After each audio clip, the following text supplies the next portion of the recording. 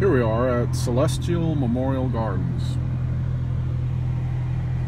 What a beautiful name. Celestial. You can see things here get kind of overgrown. We got a new one across the street that's a little more pruned. But apparently they're offering a special, which is buy one space, get one free. And going along with this idea I've discussed elsewhere that you know, the way things work for us in this culture is that everything has some value, and asteroids are worth millions of dollars for their raw materials, and I guess maybe the sun is worth something too in terms of money, and kind of how absurd it all is. But we live with that, and we live and we die. And even when we die, someone's standing there with their hand out. And now it's buy one, get one free.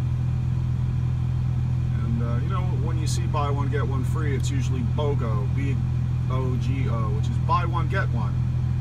Well, why don't they put the F on there? Well, I think I know why, because it would be BOGOF, kind of like bugger off or something. So they're so smart, these marketing people, to do things like that, you know, leave the F off. Well, anyway, it's a beautiful, serene place. Very serene. And as you may or may not know, I used to come to cemeteries quite a bit. And I don't do it so much anymore because what happened was that I wound up disturbing people in different ways. So basically, if I have no business being here, then I don't come here. But in this case, it's a sort of sociological economic discussion.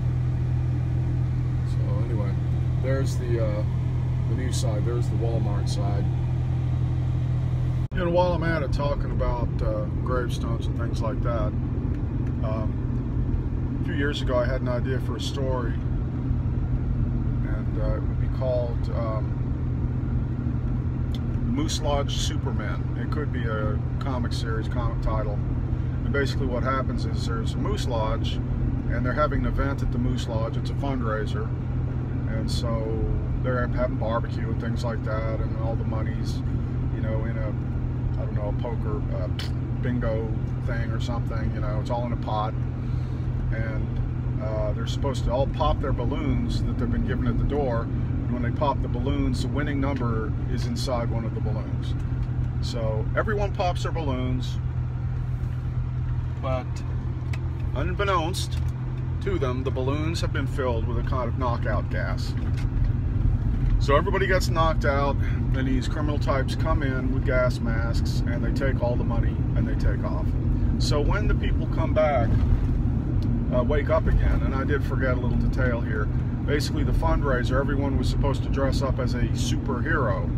So even the old geezers, you know, dressed up as superheroes. They invented their costumes and gear and powers or whatever, you know, in their workshops, and they're kind of making a mockery of it, and they're silly.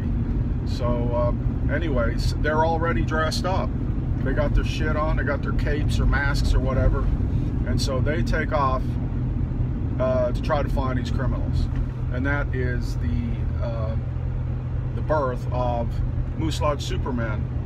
They're basically sort of super, maybe. They might have some corny superpowers of some kind that they built in the workshop, and they're going off after the guys that stole the money. And that's sort of the takeoff point. Well, another idea I had when I saw a company selling gravestones is that in the town of Bergenberg, where these Moose Lodge Supermen are, there have been thefts of gravestones. And you might think, oh, how sacrilegious, stealing gravestones from graves. It's like, no, they're not stealing them from graves. They're stealing them from the stock of gravestones which haven't yet been engraved. And why would anyone do that? So they set about trying to figure that out, and they are thwarted, frustrated at every turn. They can't figure out what the heck's going on. Finally, they learn the truth, and that is that alien beings needed crystalline stone of a certain proportion, certain dimensions, to use in their propulsive crafts as propulsion, part of the machinery. So anyway,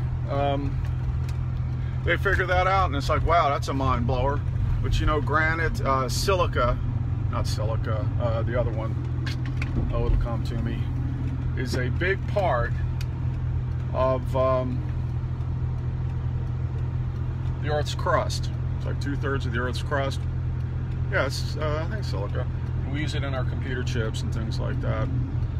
And in this case, the gravestones, you know, have a technological function which is beyond what we understand at the moment. But anyway, you could call that story something like Taken for Granted. Terrible. Thank you.